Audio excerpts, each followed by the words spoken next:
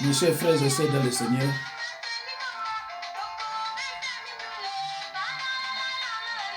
bonjour mes frères et sœurs dans le Seigneur. Vous qui me suivez chaque fois que je prêche la parole de Dieu, je suis encore avec vous pour prêcher la bonne nouvelle de l'Évangile. Et la bonne nouvelle que je vais prêcher est intitulée « Il y a 3 champs de bataille sur lesquels l'ennemi œuvre ». Il y a 3 champs de bataille sur lesquels l'ennemi œuvre. 1. Nos pensées. 2. Nos cœurs. 3. La bouche. Et parmi ces 3 champs de bataille, celui qui détruit le plus, c'est la bouche. Mes chers frères et sœurs dans le Seigneur, les 3 champs de bataille de l'ennemi. Satan attaque sur 3 fronts spécifiques. Il y a 3 champs de bataille sur lesquels l'ennemi œuvre. Nos pensées, le cœur, la bouche. Et parmi ces 3 champs de bataille, celui qui détruit le plus, c'est la bouche. Champ de bataille, cela veut dire terrain où se livre la bataille. C'est ça qu'on appelle champ de bataille. Alors, je disais, pour aujourd'hui, nous allons parler seulement de 2 champs de bataille, c'est-à-dire nos pensées et nos cœurs. Et prochainement, nous allons parler de la bouche, l'un des champs qui détruit plus que les autres. Alors, nos pensées. Toutes nos pensées proviennent de 3 sources possibles, mes chers frères et sœurs dans le Seigneur. De nous-mêmes, de Dieu ou de l'ennemi. C'est la raison pour laquelle nous devons faire le tri de nos pensées. Tu ne laisses pas entrer n'importe quoi. Tu fais le tri parce que tu ne sais pas qui est à la source des pensées qui t'animent. Certains sont de Dieu, d'autres proviennent de toi-même. Une 3e catégorie est de l'ennemi. Ne les refuse pas quand c'est de Dieu, mais rejette-les quand c'est du diable. Mes chers frères et sœurs dans le Seigneur, l'esprit du mal, Satan, a envoyé de convaincre. L'esprit du mal, Satan, a essayé de convaincre Jésus de faire des choses qui étaient contre la volonté de Dieu. Il était rusé, malin, persuasif et dangereux, mais Jésus n'a pas commis de péché. Mes chers frères et sœurs dans le Seigneur, la majorité du combat spirituel se situe au niveau de notre intelligence et de nos pensées. Psaume 94, 11. Je lis au nom de Jésus-Christ. L'Éternel connaît les pensées de l'homme. Il sait qu'elles sont vaines. Matthieu 16, 23. Jean 8, 44. Apocalypse 12, 10. Et Luc 9, 51. Lorsque nous parlons de combat spirituel, la majorité des gens s'imaginent quelqu'un qui se roule par terre et sur qui nous chassons des démons. Cela existe. Cela fait partie du combat spirituel, mais cela représente peut-être 5% du combat. 95% du combat spirituel a trait à nos pensées et à nos habitudes.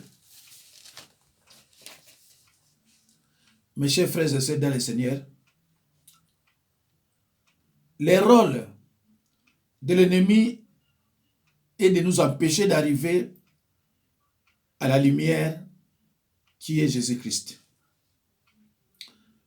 Bien-aimés dans le Seigneur, il faut mener le bon combat. Il faut mener le bon combat de la foi. Le bon combat de la foi, c'est de résister. Mes chers frères et sœurs dans le Seigneur, avant la conversion, c'est-à-dire avant d'accepter Jésus-Christ comme Seigneur et Sauveur, il n'y a pas de combat. Parce qu'on marche selon les traits de ce monde. Vouloir faire comme les autres. Ephésiens 2, verset 2. Avec la conversion, nous entrons directement dans le combat avec Satan et avec le monde. Aujourd'hui, mes chers frères et sœurs dans le Seigneur, le diable, étant plein de ruses et de cruauté, a choisi de combattre l'Église à partir de l'intérieur, en infiltrant plusieurs de ses agents déguisés en chrétiens. 2 Corinthiens 11, 13 à 14. Ils ont pour mission de déstabiliser l'œuvre de Dieu par toutes sortes d'attaques. Mes chers frères et sœurs dans le Seigneur, pas de victoire sans combat. Et on ne gagne pas une victoire, on ne gagne pas une bataille sans prendre les risques. Mes chers frères et sœurs dans le Seigneur, ne soyez plus des enfants flottants et emportés à tout vent de doctrine par la tromperie des hommes, par les ruses, dans les moyens de séduction. Mes chers frères et sœurs dans le Seigneur, le plus grand des combats est au niveau des pensées. Alors comment rester libre? Vous verrez l'importance de toute l'armure du croyant, mais spécialement le casque du salut. Ephésiens 6, 17a. J'ai lu au nom de Jésus-Christ. Prenez aussi les casques du salut. Mais pourquoi seulement les casques du salut? Parce que c'est dans ces pensées que l'ennemi vient introduire son venin. Si tu continues à t'alimenter de la parole de Dieu et tu commences à avoir un casque. Mes chers frères et sœurs dans le Seigneur, les casques du salut, c'est comme la foi. La Bible nous dit, la foi vient de ce qu'on attend, et ce qu'on attend, c'est la parole de Dieu. C'est comme ça aussi avec le casque du salut. Toi, tu ne peux pas voir ton casque du salut.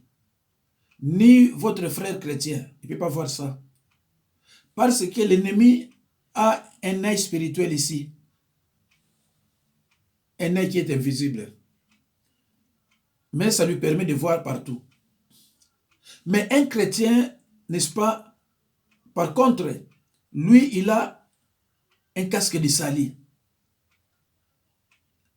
Ton frère aussi ne peut pas le voir. Il n'y a qu'un sorcier et sataniste. Ceux qui servent Satan, ce sont eux qui vont voir les casques de salut. Et ce casque de salut va t'identifier de quel camp tu es.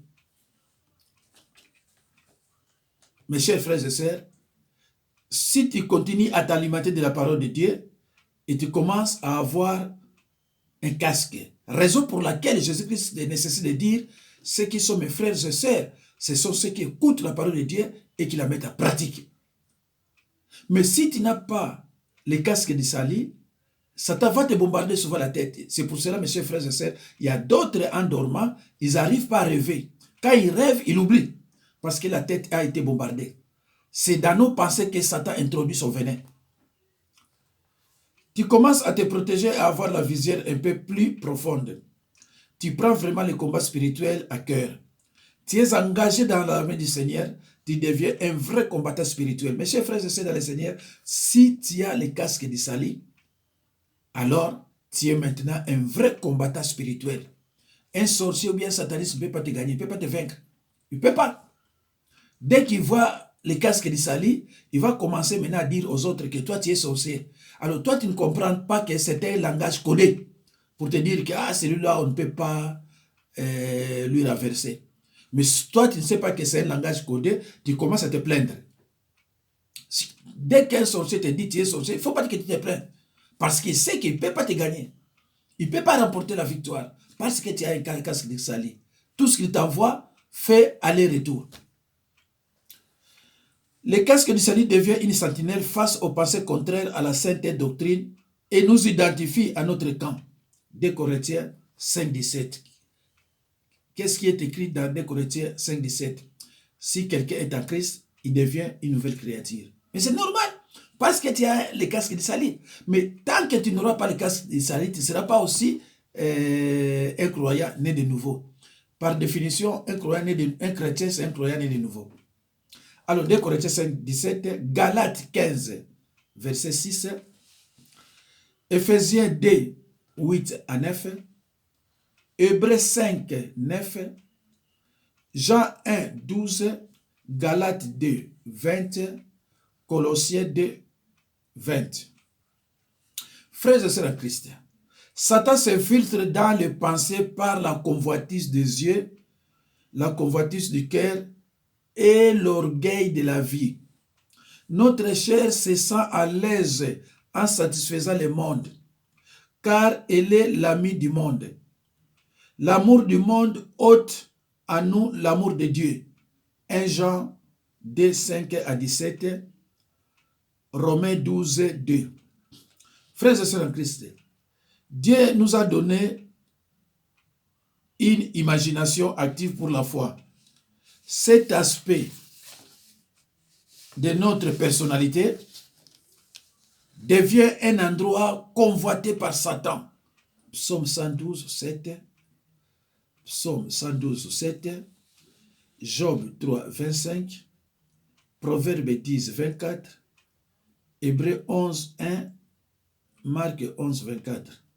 Il n'y a pas de terrain plus fertile pour l'ennemi que celui de ton imagination. La parole de Dieu nous enseigne à ne jamais s'imaginer le pire, mais toujours le meilleur.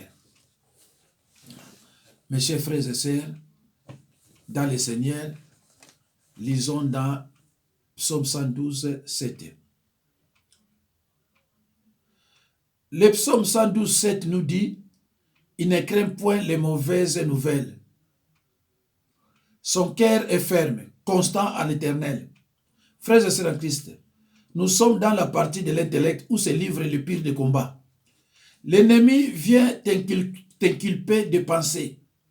Après cela, il vient t'accuser d'avoir eu ses pensées et il te fait sentir coupable ou il te fait sentir inférieur et tu restes inactif. Frères et sœurs, la parole de Dieu nous dit qu'il est comme un lion rugissant. Ah, mes chers frères et sœurs, la langue française aime des précisions.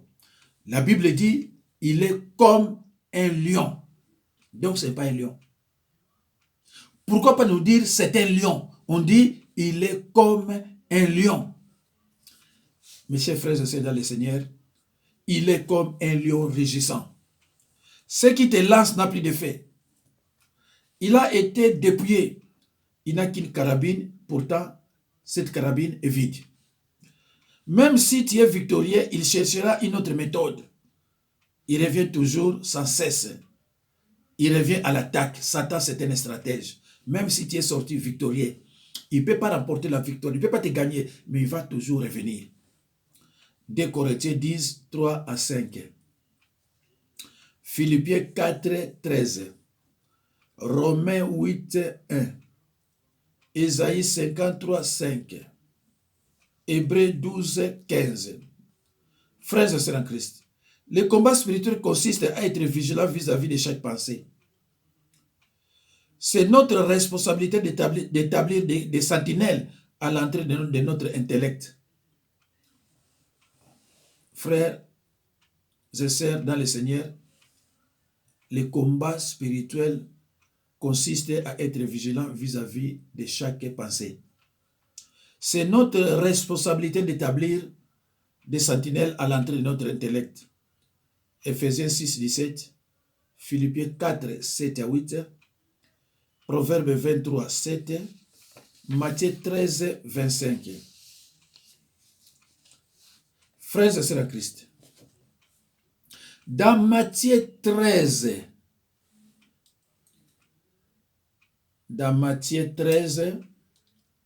c'est la parabole du bon blé et l'ivraie. Il s'agit du propriétaire d'un champ qui donne à ses ouvriers l'ordre d'aller s'aimer du bon blé. Ils partirent donc dans les champs s'aimer les bons blés. La Bible nous dit dans Matthieu 16, 25, mais pendant que les gens dormaient, son ennemi vint, s'aima de l'ivraie parmi les blés, et s'en alla. L'ennemi est venu pendant que les gens dormaient. C'est la raison pour laquelle nous devons veiller. Jésus dit, veillez et priez. Jésus-Christ dit, veillez et priez. Dans 1 Pierre 5, 8, nous dit, soyez sobres, veillez. Votre adversaire, le diable, rôde comme un lion rugissant, cherchant qui il dévorera. Mes chers frères et sœurs, dans le Seigneur, nous avons tous un adversaire. Et cet adversaire s'appelle le diable. C'est pour cela, veillez et priez. Mes chers frères et sœurs dans le Seigneur, les Juifs avaient des sentiments plus nobles que ceux des Thessaloniques. Ils reçurent la parole avec toute bonne volonté, examinant chaque jour les Écritures pour voir si les choses étaient ainsi. Les chrétiens doivent s'assurer que les prédications de leurs orateurs préférés sont en harmonie avec les Écritures. Mes chers frères et sœurs, il faut toujours examiner les Écritures. Il faut s'opposer à l'enseignement qui n'est pas en accord avec la parole de Dieu, quelle que soit la personne qui l'enseigne. Mais cette opposition doit être faite dans l'amour, avec douceur, mais avec fermeté. Mes chers frères et sœurs, dans le Seigneur, personne ne peut demeurer libre très longtemps, à moins d'avoir la parole de Dieu comme fondement dans sa vie.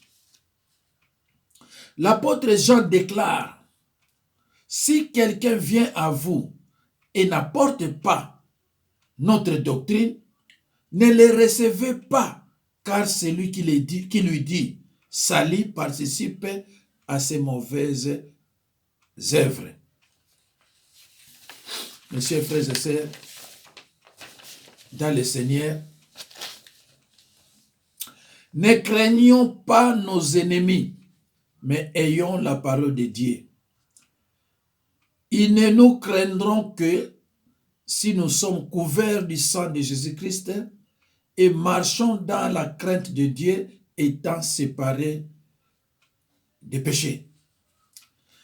Mes chers frères et sœurs dans le Seigneur, les Écritures annoncent clairement que le peuple de Dieu souffrira et sera amené en captivité s'il persiste dans l'ignorance et dans le péché. Osée 4, 6 dit que mon peuple est détruit parce qu'il lui manque la connaissance. Mes chers frères et sœurs dans le Seigneur bien-aimés en Christ, ce verset ne dit pas que mon peuple est détruit à cause des sorciers, mais uniquement par manque de connaissances. Jésus n'a-t-il pas dit, ceux qui sont mes frères et sœurs, ce sont ceux qui écoutent la parole de Dieu et qui la mettent en pratique. Luc 8, 21, Luc 11, 28, Matthieu 27, 24 à 27. L'objectif de Satan est de vous éloigner du Seigneur et que vous perdiez la foi. Mes chers frères et sœurs dans le Seigneur, maintenant le deuxième champ de bataille. Le deuxième champ de bataille, mes chers frères et sœurs, c'est le cœur. Nous avions parlé de nos pensées qui est le premier champ de bataille. Maintenant, le deuxième champ de bataille, c'est le cœur. Et prochainement, nous allons parler du troisième champ de bataille et c'est la bouche. Car c'est du dedans. C'est le cœur des hommes que sortent les mauvaises pensées. C'est le deuxième champ de bataille. Le cœur. Proverbe 4, 23. Je lis au nom de Jésus-Christ. Garde ton cœur plus que toute autre chose, car de lui viennent les sources de la vie. Kebaka na makanisi oyo ezali na se ya motema na yo, pamba te yango nde moto ekoki kobongisa bomoi na yo. L'inquiétude dans le cœur de l'homme là-bas, mais une bonne parole les réjouit. Proverbe 12, 25. L'homme peut rabattre l'inquiétude qui est dans son cœur, mais une bonne parole le fera tourner en joie.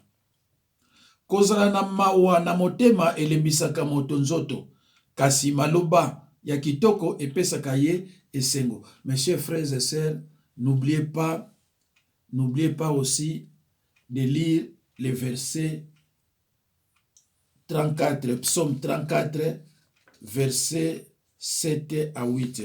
Psaume 34, verset 34, non, psaume 34, verset 7 à 8.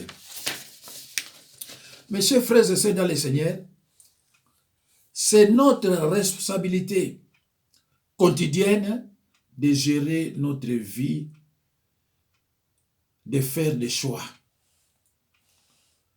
de corriger nos mauvaises attitudes et de contrôler nos émotions.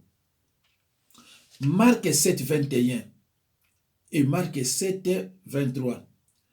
Car c'est du dedans, c'est du cœur des hommes que sortent les mauvaises pensées, prostitution, vol, méchanceté, orgueil, critique, que toutes ces choses mauvaises sortent du dedans et rendent l'homme impur. 21. Pamba te makanisi nyonso ya kosala mabe eutaka na mitema ya bato. Ndakisa, kosala kindumba, koyiba, zuwa, lofundu, kokanisela moninga mabe, koboma batu, lokuta. 23. Makambo nyonso wana ya mabe ebimaka na motema, yango nde ebebisaka motema. Yango nde makambo nyonso wana ya mabe ebimaka na moto, yango nde ebebisaka motema na ye. Frères et sœurs en Christ, tu cherches la délivrance. Cotisation de la salle, tu ne veux pas donner. Les offrandes, tu ne veux pas donner. S'aimer, tu ne veux pas donner. Mes chers frères et sœurs, tout est vanité de vanité. Lisons dans le livre des Actes des Apôtres, chapitre 5, verset 3. Pierre lui dit, Anania, pourquoi Satan a-t-il rempli ton cœur au point de mentir à l'Esprit Saint et retenir une partie du prix des champs? Mes chers frères et sœurs, on a vendu cette propriété, par exemple, à 1000 $. Anania savait qu'il doit contribuer, il doit donner l'offrande volontaire. Mais hélas, il dit non, je préfère leur dire que j'ai vendu cette propriété à 100 $. Comme ça, s'ils acceptent, je peux donner seulement 10 $, 20 $ ou bien voire même 5 $. C'est triste. Et après, on a interpellé sa femme.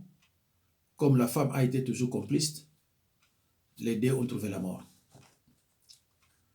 Mes chers frères et sœurs, tu sais très bien que la maison que vous louez, la salle, il faudrait le payer. Il faudrait payer cette salle. Mais toi, tu ne veux pas. Toi, tu ne veux pas payer.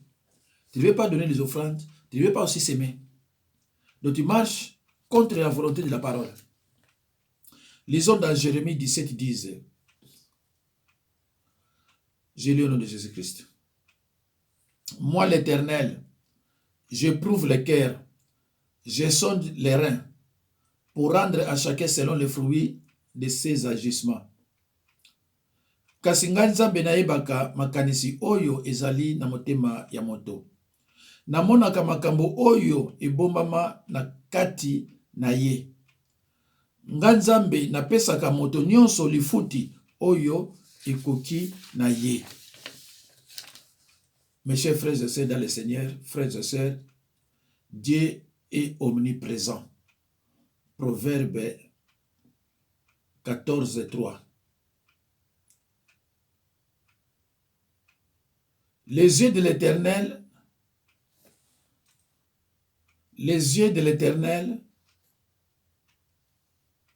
sont en tout lieu, observant les méchants et les bons.